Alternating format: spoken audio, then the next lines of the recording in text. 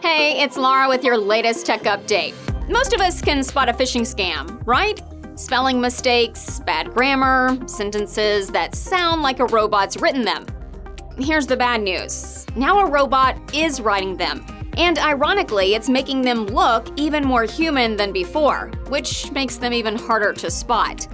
It didn't take long, but AI chatbots are already being used by cyber crooks who are determined to get you to fall for their scams. Security tools to spot messages written by AI are in development. In the meantime, we all need to be super vigilant. Phishing emails are still the #1 way you'll be targeted in a cyber attack. So our advice is the same as always. Double-check the sender's address. Don't click links in a suspicious email. If you're not sure, assume it's a scam. And don't forget, we're on hand for help and advice. That's your tech update. More next week.